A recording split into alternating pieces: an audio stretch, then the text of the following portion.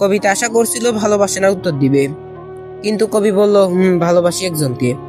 প্রতিদিন রাতের প্রায় 1টা 2টা পর্যন্ত কথা বলতো, কিন্তু কবিতা কাউকে ভালোবাসে বলার পর কবিতার মাথায় আকাশ ভেঙে পড়ার মতো অবস্থা। কবিতা শুধু রিপ্লাই করলো ও, তারপর অফলাইন চলে গেল। কবিতা অপেক্ষা করতেছে, ভাবলো প্রতিদিনের মতো আজকেও অনেক রাত পর্যন্ত কথা বলবে, কিন্তু কবিতা লাইনে আসলো না। পরদিন স্কুলে গেলে কবিতা আর কবির সাথে কথা বলে না। লেজারে কবিতা দোকানে গেলে কবি ওর ব্যাগ খুলে দেখে কি কি আছে। কবিতার ব্যাগে একটা মেহেদি, নীল কাটার আর একটা ডায়েরি ছিল। ডায়েরিতে প্রতিদিনের তারিখ দিয়ে কিছু না কিছু লেখা ছিল। কবি সবকিছু ঠিকভাবে রেখে শুধু ডায়েরিটা নিজের কাছে রেখে দেয়। কবিতার খাতায় একটা পেজে লিখে দেয় যে ডায়েরিটা আমি পড়ার জন্য নিশ্চি কয়েকদিন পর দিয়ে দিব। ওই দিন বিকাল স্কুল থেকে আসার পর কবি ডায়েরিটা শুরু থেকে পড়তে লাগলো। ডায়েরিটা অনেক মোটা কাগজের ছিল। শুরুর পেজে তারিখটা ছিল ক্লাস 7-এর।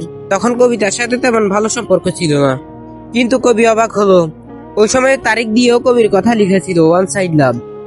এমনিও জানতো কবিতা একটু হলেও পছন্দ করে কবিকে। কবি চাইতো ও বলুক, কিন্তু ডায়েরিতে যা যা আছে এসব দেখে তো কবির চোখ কপালে। রাতে আর ফোন ধরে না।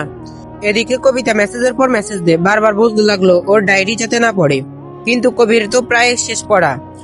কবি দেখলো কালকে রাতে যে কবি বলছিল কাউকে ভালোবাসে, সেটাও কবিতা লিখে রাখছে তারিখটা দিয়ে। আপনার থেকে এটা আশা করিনি। আমি আপনাকে ভালোবাসি এটা আপনি জানেনও, তাও কেন অন্য কাউকে ভালোবাসেন? কালকে রাতে কবি আসলে কবিতাকে ভালোবাসে এটাই বলছিল। কবিতা ভাবছে অন্য কাউকে ভালোবাসে।